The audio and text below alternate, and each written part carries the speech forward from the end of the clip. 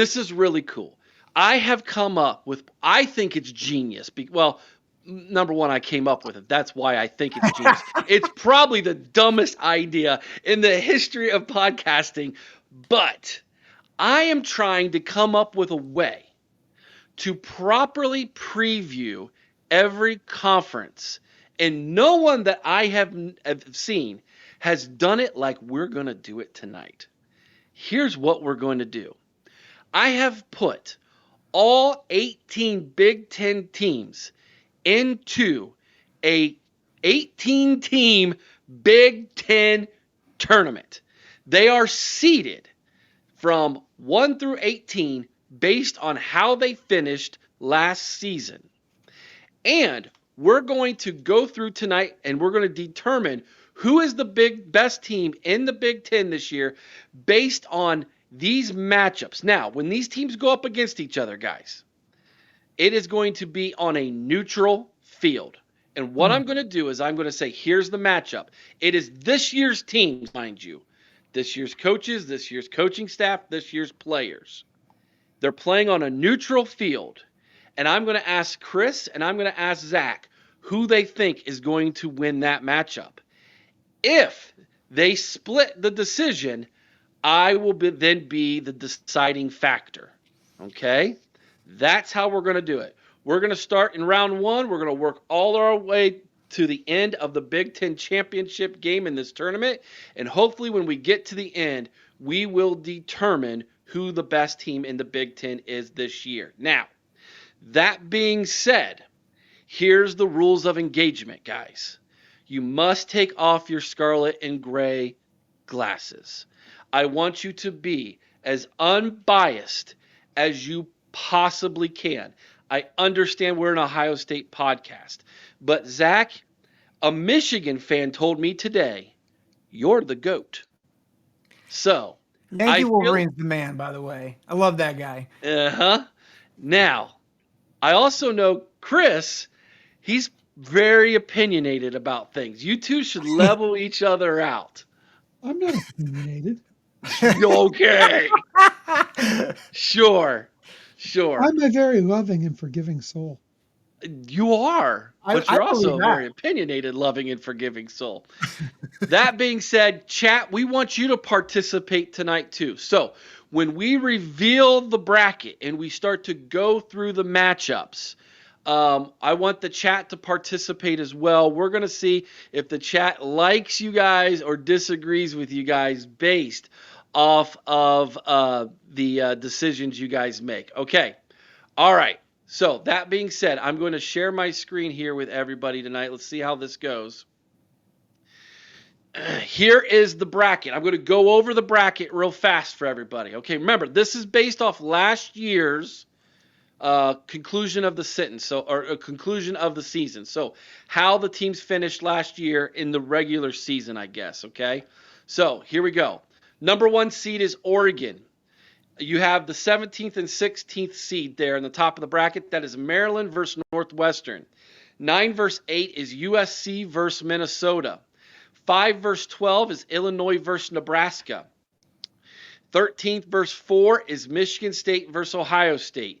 Then we have the bottom of the bracket. The 3rd seed is Penn State. They're taking on the 14th seed UCLA. The 6th seed is Iowa. They're going up against the 11th seed Washington. The 7th seed is the team up north. They're taking on the 10th seed Rutgers. The number 2 seed taking on the number 2 seed is Indiana. They will get the winner of the 18 versus 15 matchup, Wisconsin versus Purdue. That is the bracket tonight, everybody, as we get started with these matchups. Okay. All right. That being said, Chris, are you ready? Zach, are you ready? Yes. All right. So what we'll do is I'll give the matchup. I'll let one of you kind of talk it out for a quick second, give the reasoning why you're going to pick the winner. I'll let the other one pick the winner, and then I will be the deciding factor if it needs be. And I believe I can fill these out as we go along, and you should all be able to see that. That's what we're crossing our fingers, hoping to do tonight. Okay, here we go. So the first round matchup, the 17th seed Maryland versus the 16th seed Northwestern. Zach, you are guest. You get to go first. Yeah, I think that's a matchup all about the offensive line woes for Maryland. You know, Malik Washington is I think projected going to be the starter, incoming freshman. A lot of hype around him. They're going to have good receivers. Maryland always has good receivers. But Northwestern, I think everybody's sleeping on Northwestern. I actually think they're going to go to a bowl game this year. I think their offensive line is going to be much improved. I think their defensive line is being slept on a little bit. And I just think Northwestern would make Maryland and Malik Washington's life a bit miserable. I got Northwestern beating Maryland. Yeah, I agree 100%. I think overall, um, Northwestern, I think actually has a little bit better roster, and I think they've got a lot better coaching. I am not a Mike Locksley fan. I think that we saw his record before he got to Maryland. He had a few good years with Talia, and after that, it's gone right back to where it was before. I think Northwestern definitely wins this one. All right. Bobby Mack, he went with Maryland. I got to be honest with you guys. I think Maryland's the worst team in the Big Ten this year. Worse than Purdue. I was Yes. gonna say Dylan just gave you a big hug, man.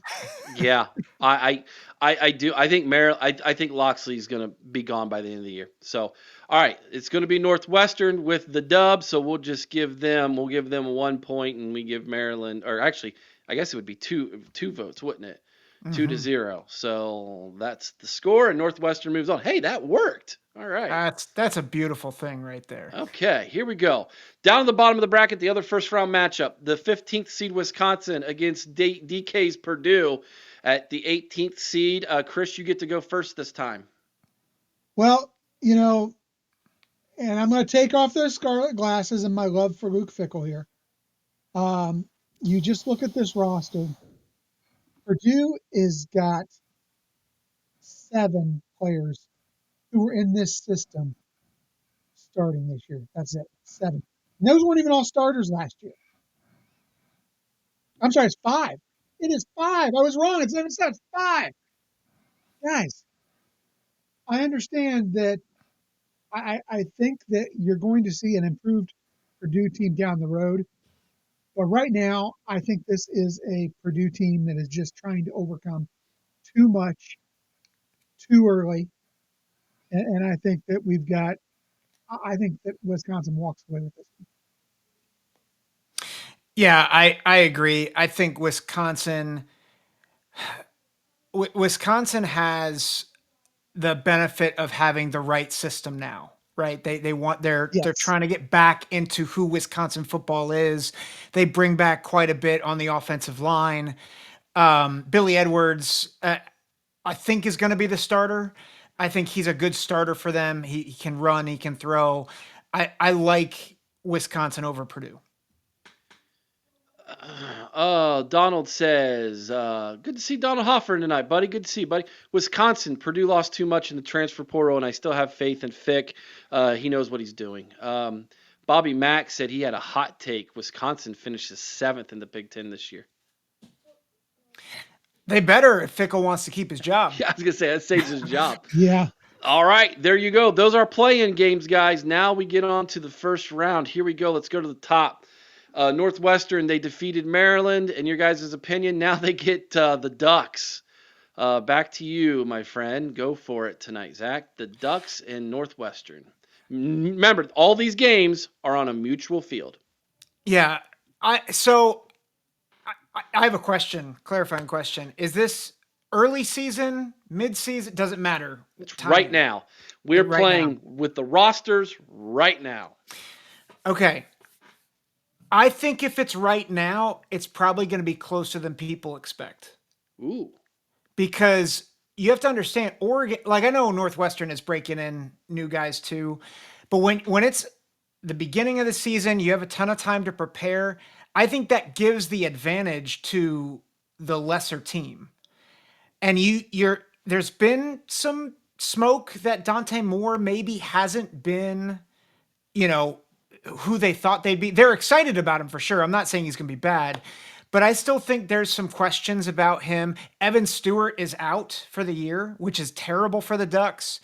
But there's a lot of hype again about that wide receiver room, but DeCorian Moore is not Jeremiah Smith. That's not a scarlet colored glasses take. That is just a legitimate. He's not. He's going to be a really good player. He's not a Jeremiah Smith caliber receiver. That's not who he is. He's not going to be generational like him, but he's going to be really good. It's going to take him some time though. So I think it would be close, but I still think it's Oregon. I still think they have too much firepower. I think Uyunglele on that defensive line, Beckner or Botchner, I'm botching his name, at linebacker, Dylan Thieneman transferring over for defensive backfield, I think is just too much on both sides of the ball. But I think it's closer than people would expect. Yeah, I would have to agree with Zach here on this one as well. Northwestern just doesn't have, they don't have the firepower. They just don't. This is an Oregon team that defensively, I think is actually going to be better than a lot of people think. Offensively, I do think they struggle a little bit early, but they got more than enough to take down Northwestern. All right, Ducks move on. All right, that brings us to the 9-8 matchup, which is usually always my favorite one in a basketball tournament. You got USC and Minnesota on a neutral field, Chris. Oh man, USC has got so much going for it this year. They've really been recruiting well.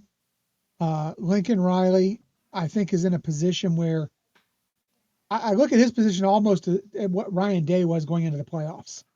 I think there's going to be a lot of, whether it's set or not, there's a lot of heat on Lincoln Riley right now to win and win now. Conversely, I look at Minnesota as a team that I think is going to be a pretty good team this year. Always solid on the offensive line, always solid on defense. Not great. They're not great anywhere, but they're just solid across the board. On a neutral field, PJ Fleck versus Lincoln Riley. You know what? I'm going to take what some people are going to call an upset. Give me PJ Fleck in Minnesota. Woo! Our first one that's the Bogsy gets to tune in here too. All right, so Sage says USC. Fleck can't win big ones. Tyler says USC. I have moving on. Bobby Mack says Riley is playing for his job. USC in a close one. I'm going to agree with all you guys. Give me USC in this one for our first 2-1 on the votes there. I didn't give my vote yet. Yeah, Zach didn't vote. Oh, I'm sorry. But you were right. I was going to pick USC. Okay. Yeah. My bad. All you did was just wait when PJ goes rowing the boat by. I'm sorry, Zach. My bad. No, that's all right. You read my mind. So I'll just say I think I would like Minnesota's chances more if they didn't lose a lot of key pieces from a year ago, and I'm not sure they have the guys to replace, like Ja Joyner, Justin Wally, Max Brosmer. I just think those guys are too hard to replace. Yeah. All right. Good to have you in. Mark said he's swung in to say hi, everybody. Good to see you, Mark. Have a good night, buddy. Number 5, Illinois. Number 12, Nebraska. This is how you know these seedings were from last year, because I do not think Nebraska would be a 12th seed this year. I don't think Illinois would be a 5 seed either. So, Zach, this might be the matchup of the first round, Illinois, Nebraska. Yeah, it's tough because I think there's a couple of things. A couple of questions is, does Illinois have the same magic from a year ago? And is Nebraska ever going to live up to its potential? And I think, this game was very close a year ago, right? I think it was a 3-point game. Nebraska, I felt like shot themselves in the foot all game long, and Illinois took advantage. But I think here's the thing that is really difficult for me is that Illinois, they are returning just about every starter on the offensive side of the ball outside of Zachary Franklin and Pat Bryant. And their defense, they are bringing back a lot of guys as well, particularly their secondary. And it's hard to know, does Raiola take the next step for Nebraska? You know, he's got a couple of key wide receivers transferring in. Dane Key, Neziah Hunter. Neziah Hunter was there a year ago, but Dane Key transfers in from Kentucky. Very high on Dane Key. Very high on him. They get Rocco Spindler to come in from Notre Dame on the offensive line. But I love I love Illinois' quarterback. I love Altmaier. And I just think Brett Bielema, he gets the Big Ten. I'm going to pick Illinois by a field goal. I think Altmaier gets it done. Eric, you know you're not going to be needed here because you know how high I've been on Illinois Yeah. since we started. I believe Illinois might be a dark horse to be the second team in the Big Ten championship game this year. I'm going to go with Illinois as well. Yeah, I'm really high on Illinois as well this year, guys. So but I'll say this: I do think Nebraska takes another step forward this year. They got to a bowl game last year. I think they take another step forward this year. All right, Chris, you're up first. It's the number 4 seed Ohio State Buckeyes, the number 13th seed Michigan State Spartans. Poor Sparty. This is a team, Sparty, that I think we're going to see improved. However, you're going up against the defending national champions. They are a team that is adding key pieces where they've lost players. Now, is it a new defense for the most part? Absolutely. But I still think we have a tremendous secondary led by the best defensive player in the country. I think we have some very solid guys filling in those key roles across the front four. Offensively, I have all the confidence in the world in Julian Sand. I think he's got every possible weapon from tight end with the addition of Max Clare, and you got Thurman, who's shown flashes, because America is nothing but just stable. And the best wide receiving core in the country. An offensive line that we've, for the first time, are excited about. I'm going Ohio State 100% on this one. Yeah, I think 2021 Ohio State, Michigan State vibes. Because it's a terrible matchup for Michigan State. And I think my guess is what happens is Aiden Childs feels like he has to do too much to keep them in it, turns the ball over several times. And I just think the firepower is just going to be way too much with the receiving core, with Max Clare coming in. It's going to be Ohio State, and it's Ohio State big. Alrighty, that is the top bracket. We're moving down the bottom side of the bracket now. This is a fun little matchup here, guys. This is not the 14th seeded UCLA from last year. I'm telling you, they're going to be better this year. Number 3 seed Penn State, number 14th seed UCLA, neutral field. Remember, Zach, go for it. So I do think Penn State currently is the number 1 team in the country. Now that I know people, especially on this podcast, will say, but James Franklin is their coach. And I get that. But you look at who they're bringing back. You look at who they got in the transfer portal. It's just it is shades of what Ohio State did last year and what the team up north did 2 years ago. And that being said, UCLA hung in there a year ago with Penn State in Happy Valley.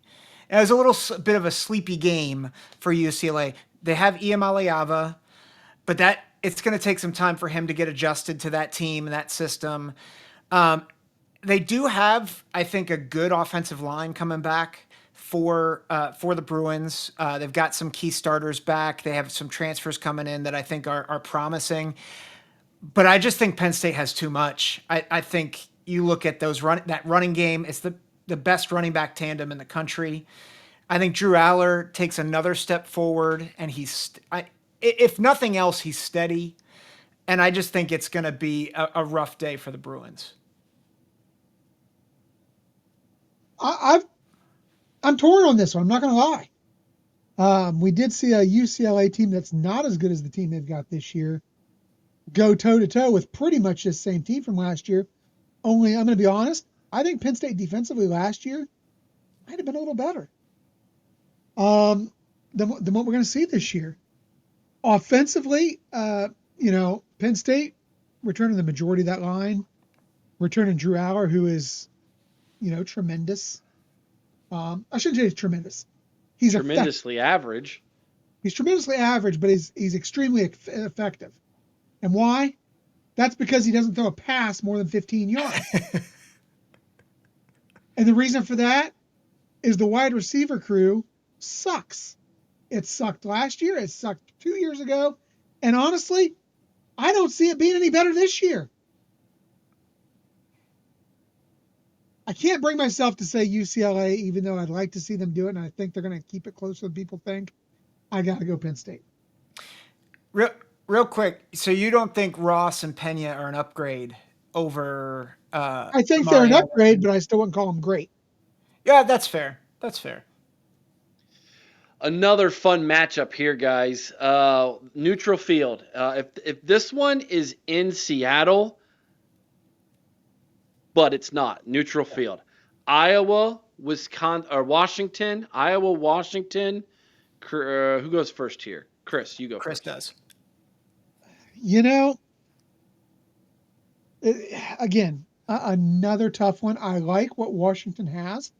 I think they're going to be a good team this year. Not great, but good. But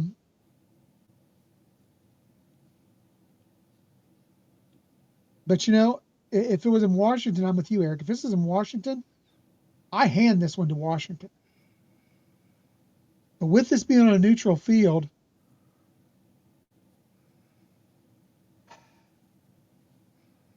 I'm going to go Iowa. I'm going to go Old Man Ferentz pulling this out in about a 3-5 ball game. No because way. That's what, Washington's better offensively than that. They are. But you know what? Iowa has a way of shutting down some pretty good offenses. Sometimes. So, Eric, I think you're going to have to be the tiebreaker here. Because despite the fact that Iowa did beat Washington by 24 last year, I have serious doubts about Iowa defensively. And I've been saying it on the Big Ten Huddle. I feel it. And JR and I disagree a little bit on this. I think people are excited about Max Llewellyn and Aaron Graves on that defensive line for Iowa. But man, I've seen a defense that without Cooper DeJean and some other guys, I feel like they can't tackle sometimes. Like I feel like they have really regressed, and they had good guys, Higgins and who's the corner for them, Castro, right? He was the corner, and they were shockingly average at times. And I'm not super high on their defense. I know everybody's talking about Mark Gronowski coming in and starting for the Hawkeyes and saying, oh, like the offense is going to be better. We've been hearing that for what, like 10 years now, that the offense is going to be better. And I get Tim Lester, offensive coordinator. I think he's definitely better. I actually think the neutral field helps Washington because, again, they were at Kinnick last year. And I think Damon Williams and his explosiveness with Denzel Boston, with Jonah Coleman, and I do think that offensive line is going to be a little improved from a year ago. Give me Washington in a fun game. I think Jed Fish gets it done, which I can't believe I'm saying that. But I think Jed Fish gets it done over a regressing Old Man Ferentz. Oh, boy. Here we go. If this game was played in Washington, it's 100% the Huskies. This thing's played in Kinnick. I'm probably going to go Iowa by a field goal. But it's a neutral field game. And given that, I think I'm leaning Washington here in this game. That's okay. Everybody's got the right to be wrong, Eric. Sure, Chris. Let's go Washington 2-1. And Chris, I might have made that 3-0 just to spite you. All right. Number 7, Michigan against number 10, Rutgers. Zach. So, unfortunately, I think Rutgers has picked the wrong year to be more of an underrated passing team. And which is unfortunate because I think Kaliakmanis has improved. I think their receiving core is one of the more underrated units in the Big Ten. Look out for DT Sheffield, Ian Strong, and KJ Duff. It's a good trio of receivers. But I think to beat Michigan, the team up north. Sorry, I apologize. I just swore You on this forgot one. which podcast you were on? Yeah, I think that I think the team up north, they want to ground and pound you to a pulp. And I don't think Rutgers has the defensive capabilities to slow it down. With that, again, you talk about really good running back tandems. Justice Haynes, Jordan Marshall. That's going to be one of the top 10, top 5 duos in the country, if not top 3. And I just think the team up north gets it done. I'd love to disagree here. And I would love nothing more than to see Blaine Underwood knocked into next Thursday. But you know what? Here's the thing. Rutgers is replacing their entire front line, much like Ohio State is. The only thing is, nobody's ever heard of these guys. I mean, no, they're decent players, but they are not the caliber of players that you're going to see from Michigan. I think that the running back duo, as Zach mentioned, is tremendous. I'm going to have to go ahead and side with him on this one and go the scum in the first round. All right. Wisconsin was able to beat Purdue in the first round. Their reward is a neutral field game against Kurt Signetti and the Indiana Hoosiers, Chris. You know, I've got to lean Indiana here. This is not the same Indiana team. Well, you know what though? I'm taking into account what we're going to see out of Wisconsin come their real schedule. That's good because they got such a brutal schedule, and I think that kind of blurs my vision a little bit. But Indiana Signetti, I think, is a very, very good coach. Mm-hmm. He's replacing a lot again, though. Curtis Rourke gone. You got Zen Mikowski now as your starting right tackle. A guy who we saw firsthand wasn't exactly the greatest tackle in the world.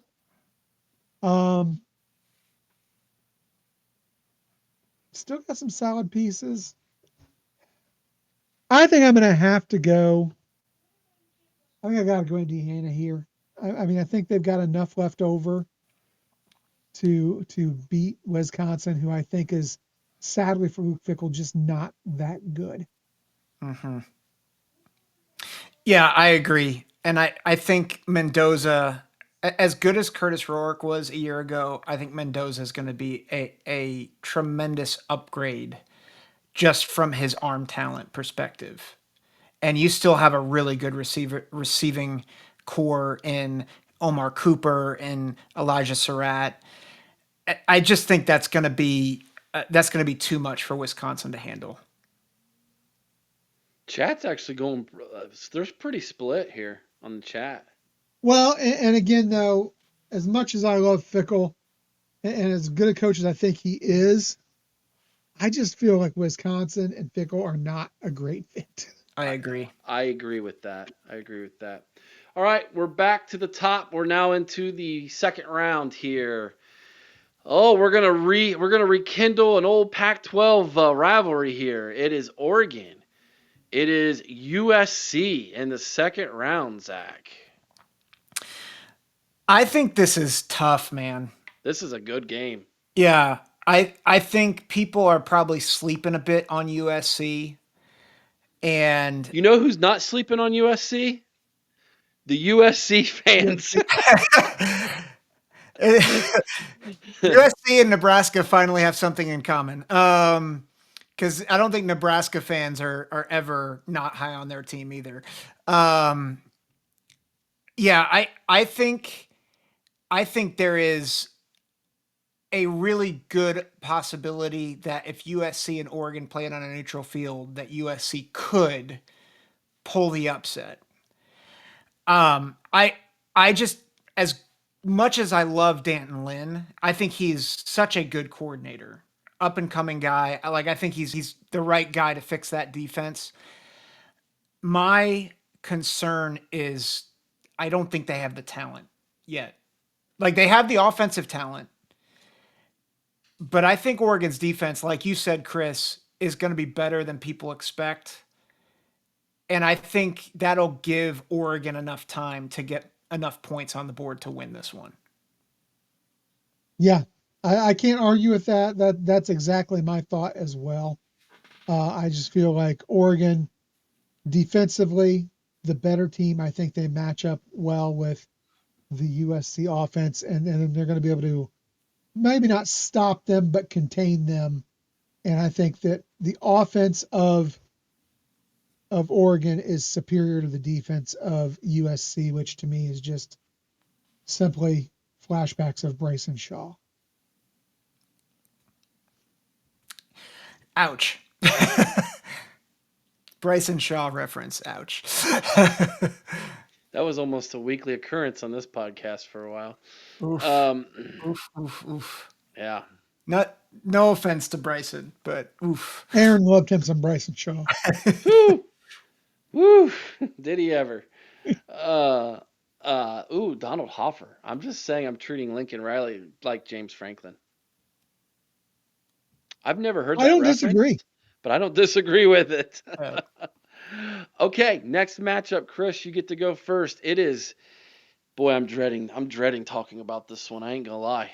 yeah. But it is on a neutral field. Keep that in mind. Yep. Illinois versus Ohio State, 5-4. Let's go. This one scares me, Eric. Yeah, it This does is me too. one that in the regular season I've gone back and forth on whether or not I actually think that Illinois upsets Ohio State. Mm-hmm. And ultimately it came down that I think Illinois beats Ohio State, which is, the one loss I've got them taking this year. But on a neutral field, man, I like to say that stadiums don't win ball games, but man, Illinois is just something different for Ohio State, it seems.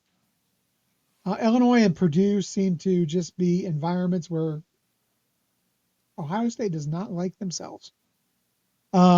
But on a neutral field, I think there's just far more talent on the Ohio State roster, even though I think that Illinois is a very, very, very good team. So give me Ohio State. I've actually called the upset. Um, As but have I. Yeah. yeah. So both of us are on record saying that we think Illinois beats Ohio State That's three of us. at Champaign. So all three of us have picked it. Yeah. I think part of the reason why I picked it though, and I think you hit the nail on the head for part of the reason is the stadium. But I think that stretch for Ohio State is trickier than people give it credit for too. Uh-huh. At Washington, Minnesota at home, and then at Illinois, and then at Wisconsin. Like nobody's gonna in the national sphere is gonna be like that's hard, like really, really tricky. But I think people who know, they know. That's not easy. That being said, I think on a neutral field, like I can't agree more with what you're saying, Chris. I got Ohio State. All right. Lovely. Down to the bottom of the bracket. Here we go. Penn State, Washington. Chris. You know what? For me, and I know that the Fighting Franklins don't often win a big game, and I would say we're starting to get into big game territory with them at Washington or with them in Washington. I think this is one that Penn State wins. I think that they just talent wise across the roster, I think are the better team. And right now, I do believe I would have to say if you ask me which coach I wanted, James Franklin or Fish, I'm probably going to take Franklin because he's going to win the games he's supposed to win. Typically, this is one of those games he's supposed to win. 100% agree. And I think the great equalizer in this game is Nicholas Singleton and Katrin Allen. Here we go. Enough said. Penn State moves on. All right, this is a little interesting matchup from last year. Indiana, team up north, neutral field. Zach. So it's right now, correct? Right now. Right now. I think if we're talking right now, and you look at the rosters from last year to this year, I think there is a lot to concern you if you're an offense with the team up north's defense. You saw them against Alabama, even with their second string defensive line, they were really good. But they still don't have a quarterback that's taken a live snap. And I don't like Bryce Underwood being thrown into the fire with a coach that wants to have everybody Google him, right? And I think Mendoza and those receivers, I think they're gonna light people up. And I think Indiana's offensive line, I know we talked about Zen Mikulski. I think some of their other additions are major upgrades. I think particularly Pat Coogan. It is Coogan, right? That transferred That's over. Coogan, yes. Yeah, I keep getting him and Rocco Spindler mixed up. But I think they improved on the offensive line, and I still think their defense I think their defense can wreak havoc on that Michigan offensive line. Sorry, I just swore again. I got to stop that. Team up north. Team up north. I'll pray for you, brother. I appreciate it. But I've got Indiana in a close one if it's right now. Yeah, and I'm going to take that same stance. And my main factor in that is Blaine Underwear. He's not ready. He's not going to be ready. A true freshman is not ready to step in and lead this team, especially one who likes to go out and run his mouth, because there's going to be people, little targets on him. I think that Indiana is going to be extra pumped to prove that they are not a fluke from last year. And I like Indiana in this one as well. Well, remember, Kurt Signetti told us all that team sucks. So, yeah. Purdue sucks. They suck. We all suck, according to Kurt Signetti. So, yeah. Till Will Howard put him out. Ooh, Brian, New York says Indiana will not repeat last year. They are a fraudulent team. I don't know if I'd go fraudulent. I don't think they're going to do as well as they did last year. I don't think they're a playoff team this year. But I think they could still be a bowl eligible team this year. Yeah. Early game of the year in the Big Ten when Illinois visits Bloomington, Indiana. Was that week 4 or 3? I think it's week 4. Yes, week 4. I'm so excited for that game. That's an early game of the year in the Big Ten, guys. Mark it. Who would have ever thought that, right? I mean, that's crazy. All right, let me put this in 2-0. 2-0. Indiana moves on. Final four. Here we go. It's the Nike Bowl. It's the Ducks. It's the Bucks. Neutral field, guys. Who we got? Starting with you first, Zach. So the last neutral site game that they had, I was at. I think Travion Henderson just scored again. So in all seriousness, and I mean this without any bias, or at least I'm trying not to be biased, I don't like. I feel like Oregon and Ohio State are in very similar places in the sense that they have a lot of great roster. Like their rosters are great, but they have question marks. But I'm not sure I see any advantages, maybe outside of offensive tackle and defensive edge for Oregon. Like I think Ohio State has all the other edges. You look at like I trust Sayan over Moore. I think the running back room is a little bit better at Ohio State than it is Oregon. I think it's marginal. I think the wide receiver room is significantly better, especially with Evan Stewart being down. I think the interior of the offensive line is better for Ohio State. I think the linebacker and secondary are better for Ohio State. And so I think that the biggest question marks I think are the lines, and I think those are marginal. So if we're talking right now, neutral field, I would lean Ohio State in this matchup. And I know that they lost a lot of guys from that Rose Bowl team, but so did Oregon. And I'm just not sure that right now Oregon has the pieces to beat Ohio State on a neutral field. Yeah, I'm 100% there with you. And honestly, I don't even know that well, I shouldn't say 100% because I don't even know if I agree that they're that much better at tackle, Yeah, I agree. offensive tackle. Defensive end, yeah, I'm gonna give them a little edge because on the defensive end, I do think that uh, Mateo, because I'm not going to try to butcher his last name. I do think that he is very, very good. And I do think that while we've got some good talent on the defensive ends, I don't know that. I think it's going to take them a little time to get comfortable in their roles as starters. So for me, I'm going to go Ohio State all the way here. That's the only when I only see one guy where I consider it a mismatch in their favor. I feel pretty good about that. Go Ohio State. Mm-hmm. Okay. There we go. Sure feels like Oregon and Ohio State are becoming rivals, doesn't it? Mm-hmm. Well, I'd rather have them than the cheaters. You made another Wolverine cry with that statement. We've got Penn State and Indiana. They've had some close games over the last few years. Mm-hmm. Yeah. Who's going first on this one? Is this one You are. me? Again, I got to go Penn State here.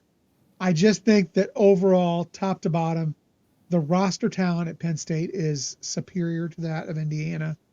Um, they've got a lot more guys who have played and played in their positions in this system more than what you see at Indiana. Signetti is a good coach, might even be a better coach, I don't know, than James Franklin, but at least right now, um, given the difference in talent, I think James Franklin, we know, wins those games when talent wins out. And I feel like talent wins out this one, so I'm going to go with Penn State. Yeah, I agree. I think people are saying it in the chat, Bobby Mack, because the running backs. I mean, that's in a lot of ways that is their pathway to victory is run, run, run, play action over the top. And I don't think anyone they faced at this point has the defensive line to stop them. And that includes Indiana. I think Kamara is a great piece. Mm-hmm. I think he's a better pass rusher than a run stopper. And I think this is where losing CJ West really bites Indiana. Penn State setting up the game that will happen in Ohio Stadium later this year, but this particular one is going to be on a neutral field. Ohio State, Penn State. Who's the better team? Zach? Oh, this is where the heel turn comes. Um, Ooh. I I I feel like I have to be consistent, even on an Ohio State friendly show. Um, I have said that I think Penn State's the best team in the country as of now. And if we're saying neutral field, and we're saying it's happening today or tomorrow, I cannot I cannot stay consistent and say Ohio State's going to beat Penn State. And I think if you look at the matchups, I think the matchup that actually scares me the most in this game is the interior of Ohio State's defensive line against Penn State's offensive line and their running attack. And so, against my fandom, I am going Penn State.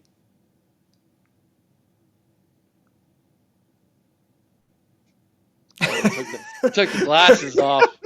Oh my. I'm never getting invited back. I Here we know it. go. Here we go. So here's the thing. I look at this team, and both these teams may not all be starters, but both these teams return a lot of players. You've got 4 new players basically in the starting rotation for Penn State. You have 3 new players in the starting rotation. Now there's some of the new starters, but 3 new players in the starting rotation at Ohio State. I believe that our players that were here are superior in talent. Now, do I agree with Zach that Penn State's running back room is better? Right now, I'm going to say yes. I have not seen Drew Allar consistently throw a ball over 15 yards. And that was a joke earlier, but I'm very serious about that. Consistently with the deep ball, I have not seen him do it. The wide receivers are a big part of that problem. I think they continue to be a big part of that problem. That being said, I think we have the ability to, Zach mentioned the run game. I think that gives Ohio State the ability to move more guys up in the box. If the 2 interior guys can't get it done by themselves, I think you'll see us crowd the line a little bit more. I think Mac Patricia is a mad scientist. I think that Jim Knowles is a little bit. That defense is not going to be as great as everybody thinks because, as we all saw, it takes Jim Knowles 3 years to develop a defense. That's his history. That's the way it's been everywhere he goes. And the biggest thing that we've seen over the course of the years is, let's face it, James Franklin cannot beat Ohio State. James Franklin cannot win when the teams have the same or more talent than he has. And until he does, I can't give him credit for that. So I got to go Ohio State here. Oh man, that means the championship comes down to me. Oh, To be fair, Eric, we haven't really made you work, at least on picks for what most are of you the what are you show. talking about, So. Zach? I've been putting in 2-0 And, the whole time, or 2-1, and man. chat, make sure Working that Eric hard. knows what you think. They do. I've been reading them. Bobby Mack has a thought out comment here. OSU wins because of depth. We can stop we can stop the PSU run game by adding a linebacker and don't have to worry about the passing game as much. If Penn State tries the same on our wide receivers and running backs, our running backs light them up. Brian says my show is on the line here. Hey, buddy. I wonder if after this comment, I wonder if Kennedy will have any room for me over there. I have for years been making this comment, and everybody else has started to pick it up. James Franklin, at some point, will James Franklin himself. I've been saying that for years. And he has proven me right every single time. Every time. He James Franklin himself against Notre Dame last year before the game even started by little brothering Notre Dame's head coach, Marcus Freeman, which Chris cheered on, by the way. And then Weasel. goes out there and Marcus Freeman has the smirk on his face walking off the field because he beat him. I firmly believe that there are several coaches this year who are, it's a put up or shut up type of year. No one more than James Franklin. He's never going to have a better roster than he has this year. He's never going to have a better opportunity than he has this year. If James Franklin can't do it this year, then he's never going to get it done in Happy Valley. That I firmly believe. So, until he proves me otherwise, James Franklin will James Franklin this game, and Ohio State will win this football game. So that's the way I'm going to go. 2-1 in votes. Ohio State takes down Penn State. Now, let me say this. Our final 4 teams were Ohio State, Oregon, Penn State, Indiana, which happened to be the same 4 who went to the college football playoff last year. In closing, I know you got to go, Zach, real quick. Out of those 4 teams, if you could remove any one of them and put another team in its place to go to the CFP this year, who would it be and why? Indiana for Illinois. I think Illinois wins that game in Bloomington. Illinois wins that game in Bloomington. And I just think they have so much experience coming back. People are sleeping on that offensive line. Altmaier is a dude. I love him. Like, he's so good. And I don't think he gets the credit he deserves. And I think Bielema knows how to win the Big Ten. So I think that's just a recipe for success.